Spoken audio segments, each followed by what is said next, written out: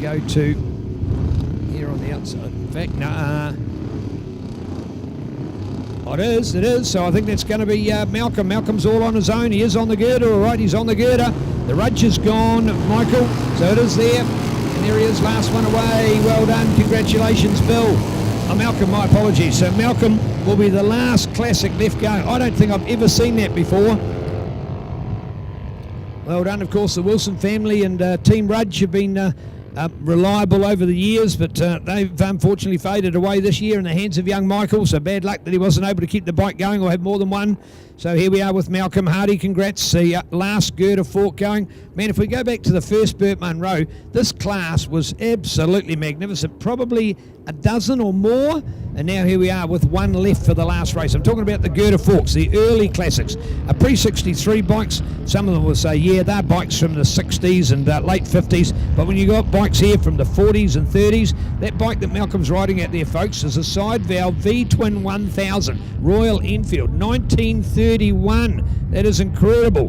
So 1931. So what are we now? What are we? 12 years. 12 years off being 100 years old. So that's 88 years old. That is incredible.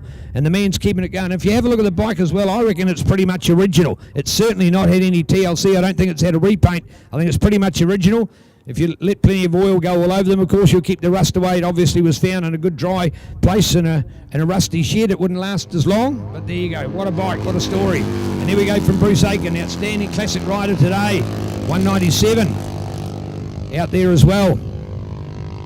As we go past to Bill. First, second, wait a fortnight, third place as they go past. There will be the 99 of Jeff Long. Good on you, Jeff, on the Red Devil Racing Cycle Talk supported Triumph 3TA 350. Good on you, Jeff. Rob Chappell and Malcolm Pearce making the numbers.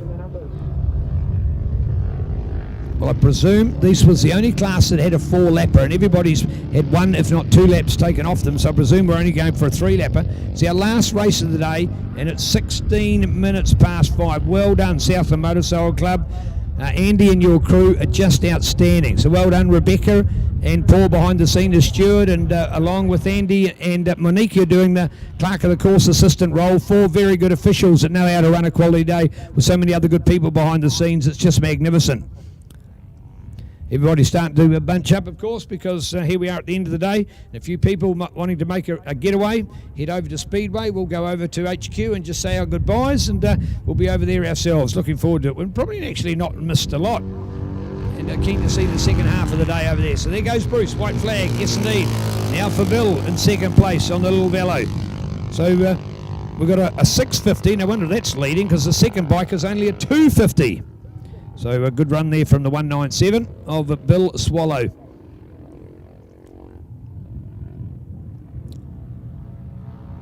And there we go with our 99, 51. And look at that big, beautiful Team Royal Enfield 1000. Speaking about the Royal Enfields, I've learnt more this weekend about the rejuvenation of the Royal Enfield brand and the remake of the bikes, a 350, a 400 and the up-and-coming 650 as well. So, and talk to people who've been involved in the test ride of some of those bikes and just saying how fun and reliable they are. Talked to the owner of a 350 back on Wednesday and telling me the story about just how reliable the bike has been.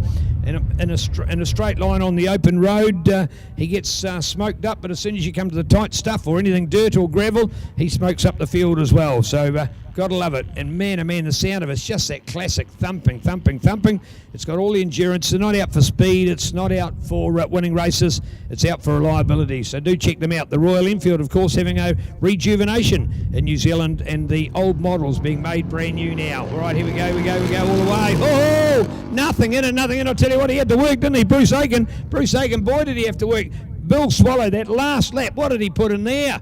How good was that? And the margin in the end, 0.249, a quarter of 1 second, 1/4 of 1 second. Wow, well done to Bill. What a charge home. Did not expect that. I started to see it drift out in the early part and just thought, oh, well, it's a procession. No way. Good on you, Bill. A great charge to come home against Bruce Aiken, our classic winner of the weekend, an all-round nice guy.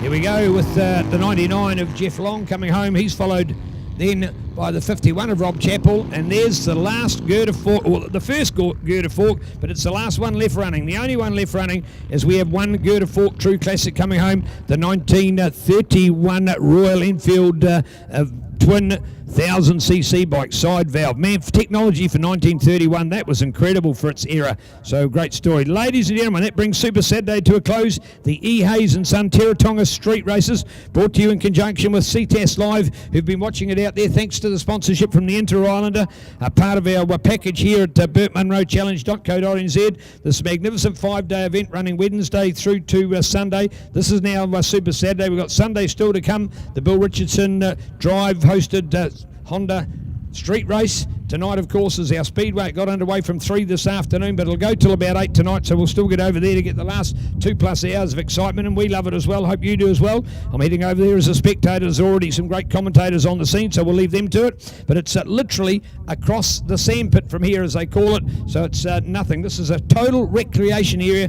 There is very few houses in this area. In fact, across the estuary, I understand there is only a couple of houses associated with businesses, and that's the only reason they're there. So this is a great part. The forefathers of the Dunedin City Council need a huge congratulations. There's the Pistol Club, there's the Archery Club, there's the Fishing Club, there's the Rowing Club, there's the Sailing Club, there's the Boy Scouts, there is motorcycle clubs, there's 2 lots of different speedway, 4-wheel speedway, 2-wheel speedway, or 3 if you count the sidecars as well.